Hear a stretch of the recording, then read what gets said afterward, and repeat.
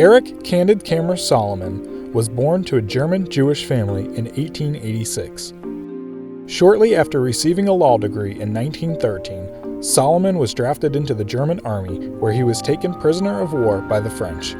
He spent 4 years in prison camps, where he served as a translator and acquired fluency in French, which became invaluable in gaining entry in future conferences. After the war, Erich worked at the Allstein Publishing House in charge of magazines and billboard advertising.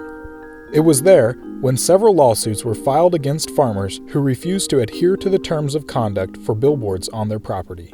Erich had to borrow a camera from the photography department to photograph the billboard sites for court evidence.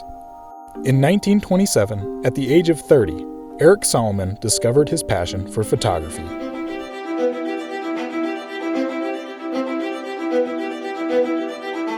Dissatisfied with bulky cameras and bright flashbulbs, he purchased the compact Erminox camera, which used fast lenses, eliminating the need for flash. For the first time, Salomon was able to photograph people without their knowledge. He used this new method to take pictures during a famous murder trial in 1928. Although photography was not permitted in the courtroom, his small camera enabled him to hide it in his hat, cutting a hole for the lens. His one-of-a-kind photographs were a huge hit in the Allstein Publishing House's magazine. With great success, Salomon decided to photograph another sensational murder trial. This time, he concealed his camera in a briefcase, outfitted with an intricate set of levers to trigger the shutter, change focus, and wind film.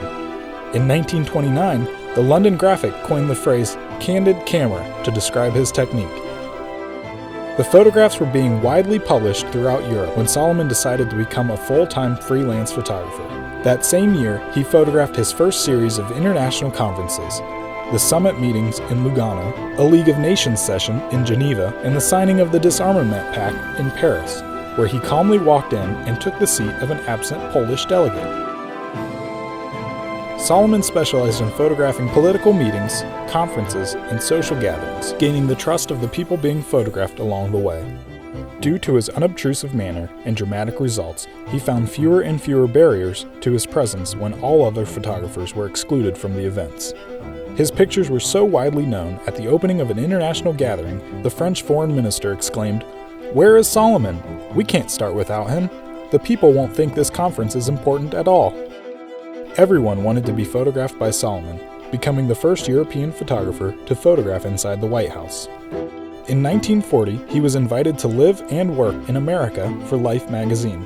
He considered immigrating, but kept putting it off. Eventually, the Nazi blitzkrieg swept through the Low Countries, and the once famous Candid Camera photographer became simply known as a Jew. He died in Auschwitz on July 7, 1944. Before Salomon, photographs were always stiff, posed, and devoid of life. He brought real life and emotion into photographs for the first time. Several names were given to the one-of-a-kind photographer, but he preferred the phrase "historian with a camera." The term he invented to describe himself was Bildjournalist, which today is still the German word for photojournalist.